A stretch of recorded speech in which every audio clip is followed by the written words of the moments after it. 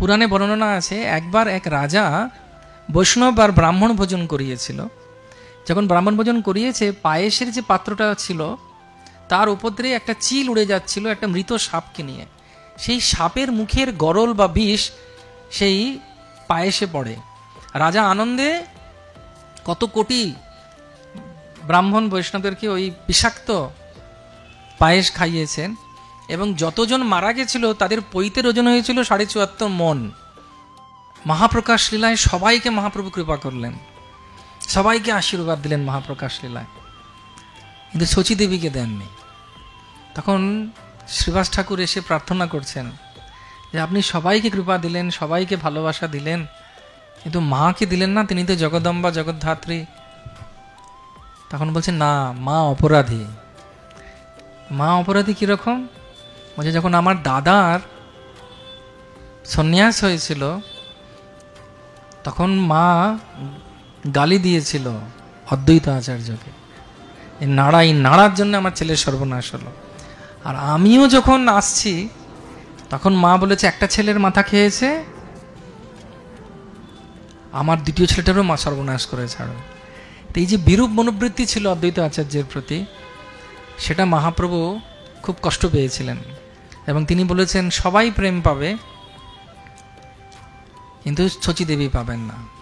এইটা বৈষ্ণব অপরাধটা এত বেশি, বৈষ্ণবদের কষ্ট দেওয়াটা বা বৈষ্ণবীদের কষ্ট দেওয়া বা নিন্দা করা, সমালোচনা করা, এটা বৈষ্ণব জগতে করা উচিত নয়।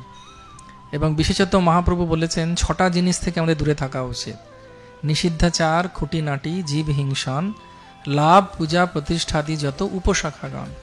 এ সম্পর্কে মহাপ্রভু অন্তলীলায় চৈতন্য চরিতামৃতে বলছেন যে পাগল হাতি যেরকম একটা সুন্দর সাজানো বাগানকে নষ্ট করে দেয়, ঠিক সেরকমই যদি আমাদের ভক্তি শ্রী শ্রী রাধাকৃষ্ণের মিলিত তনুর চরণ স্পর্শ করে, কিন্তু যদি অযথা কোনো জায়গায় গিয়ে নিন্দা হয় এবং কোনো কারণ না বশত আমরা যদি কারো নিন্দা করি, তাহলে সেই শাখার কাণ্ড শুকিয়ে যায় আর ফল শুকিয়ে যায়।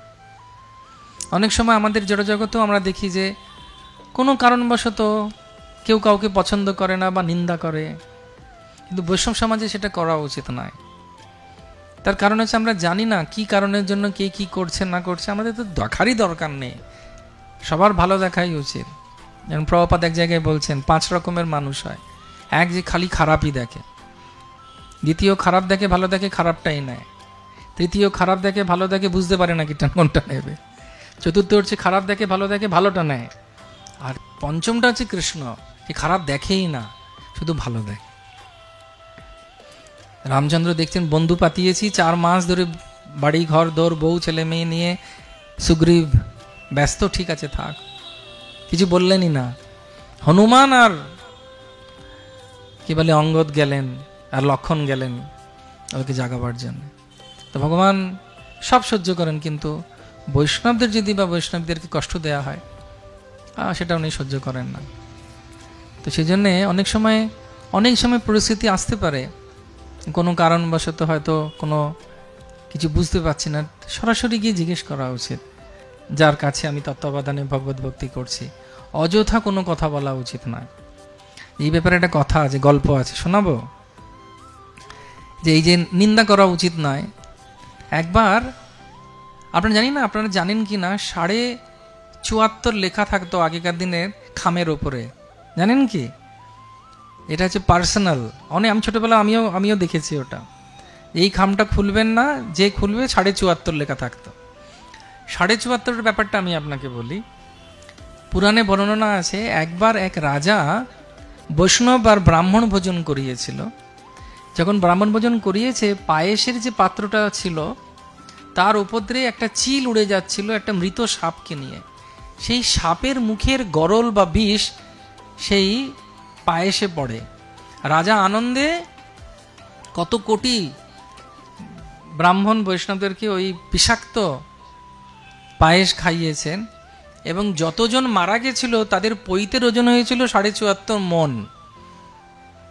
কিন্তু চিত্রগুপ্ত বুঝতে পারছিল না কার ঘাড়ে এই দোষটা চাপানো হবে, কর্মটা কার কাছে যাবে, কারণ সাপটা মৃত।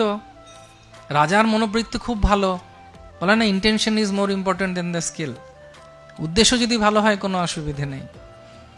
তো সাপটা মারি তো চিল নিজের খাবার নিয়ে যাচ্ছে, আর বিষ পড়েছে, আর রাজা ভালোবেসে খাইয়েছে। তো কয়েক যুগের পার হয়ে গেছে, মানে 12 বছর 14 বছর পাড়ে গেছে। চিত্রগুপ্ত এখনো পর্যন্ত বুঝতে পারছে না কার ঘাড়ে চাপাবে ওটা। আর যমরাজও মাথা চুলকে চুলকে এক চুল অনেক উঠে গেছে, কিছুতেই বুঝতে পারছেন না যে কিভাবে কি করা যায়। এমন তো অবস্থা, ওই গ্রামে কিছু ব্রাহ্মণ এসেছে, তারা খুঁজছে রাজার বাড়িটা কোথায়। তখন জনৈক দম্পতির কাছে যখন গেছে, সেই দম্পতি বলছে, কোন রাজার কথা খুঁজছো, যে এতজনকে মেরেছিল? তখন চিত্রগুপ্তকে সঙ্গে সঙ্গে যমরাজ বলছে, এই চাপা চাপা, এদের ঘাড়ে চাপা, চাপিয়ে দে এদের ঘাড়ে। বলছে, ওকে সিদ্ধান্ত কে দিতে বলেছে? যে রাজা মেরেছে, রাজা ও জানে যে রাজা মেরেছে কিনা, এদের দুজনের ঘাড়ে চাপিয়ে দে।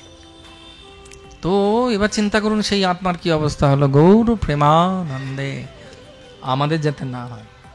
সেই জন্যে শচীদেবীর কথা যখন বলা আছে, শচীদেবী নিন্দা করেছেন, তখন শচীদেবী আমার চরণ স্পর্শ করবে এই কথা ভেবে অদ্বৈত আচার্য অজ্ঞান হয়ে গেছেন। যেই অজ্ঞান হয়ে গেছেন, শচীদেবী গিয়ে চরণ ধরে বালি নিয়ে, মানে ওনার চরণের রজ নিয়ে নিজের শরীরে মেপে আর ক্ষমা চেয়েছেন। অদ্বৈত আচার্য ঘুম থেকে উঠে দেখছি কি যা আবার হয়ে গেছে, আর কিছু করার নেই।